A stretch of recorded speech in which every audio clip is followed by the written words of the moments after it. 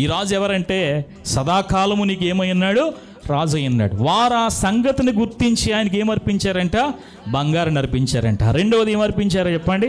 సాంబ్రాణి. ఈ సాంబ్రాణి యాజకత్వానికి సూచనగా ఉంది. అంటే యేసు ప్రభువారే ప్రధాన యాజకుడని వారు గుర్తించగలిగారు.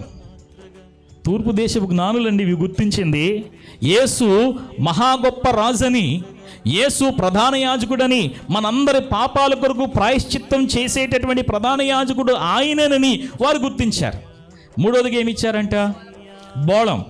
బోళం అనేది చనిపోయిన తర్వాత ఆ దేహం పాడవకుండా, ఎంతకాలమైనా పాడవకుండా దాన్ని భద్రం చేయడానికి ఉపయోగించేటటువంటి ఒక సువాసన భరితమైన పదార్థం బోళం. అది చాలా ఖరీదు కలిగినది. హల్లెలూయా. అంటే వీళ్ళు ఏం గుర్తించారో తెలుసా?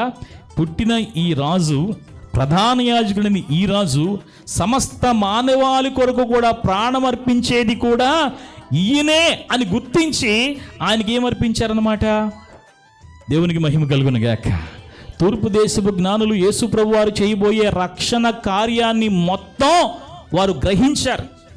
యేసు ప్రభు వారు చేయబోయే విమోచన కార్యాన్ని వారు గుర్తించారు. ఈ రోజున దేవుడు ఎంతగా నీతో మాట్లాడుతున్నా, ఎన్నిసార్లు వాక్యం చదువుతున్నా, ఎంతగా దేవుడు నిన్ను దర్శిస్తున్నా, దేవుడికి నీ పట్ల ఉన్నటువంటి రక్షణ ప్రణాళికను గురించి, దేవునికి నీ పట్ల ఉన్న నిత్య సంకల్పం గురించి, దేవుడు నిన్ను ఏ పాపము నుంచి విడిపించాలనుకుంటున్నాడో, ఏ దోషము నుంచి విడిపించాలనుకుంటున్నాడో, ఏ అపరాధాల నుంచి విడిపించాలనుకుంటున్నాడో, నిన్ను సంఘాల్లో ఒక నమ్మకస్తునిగా నిన్ను చేసి, ప్రార్థనాపరునిగా చేసి, బాధ్యత కలిగిన విశ్వాసిగా చేసి, పరలోకానికి వెళ్ళే మార్గంలో అనేక మందికి ఆశీర్వాదకరమైన వ్యక్తిగా నేను నిలుపుకోవాలనుకుంటున్నటువంటి ఆయన ఉద్దేశాన్ని నువ్వు ఎప్పుడైనా గుర్తించావా?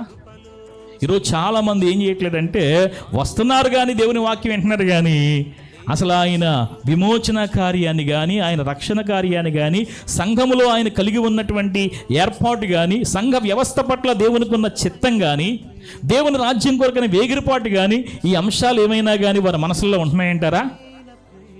ఏమండి, ఆదివారం అయిన తర్వాత దయచేసి చాలా మందిలో మరలా వాక్యం ఎప్పుడు గుర్తొస్తుందంటే, మళ్ళీ ఆదివారానికి ఏం గుర్తొస్తుందంటే, ఓహో ఈరోజు ఆదివారం కదా, మళ్ళీ ఏం వింటాం మనం? వాక్యాన్ని వింటాం అనేటటువంటి ఆలోచన కలిగి ఉంటున్నారు. అంతేగాని దేవుని బిడ్డలారా, ఈ తూర్పు దేశపు జ్ఞానులు 2 ఏళ్ళు కష్టపడి ప్రయాణం చేసిన వీరికి యేసు ప్రభువారు ఎవరో వారికి పూర్తిగా అర్థమైంది. హల్లెలూయా.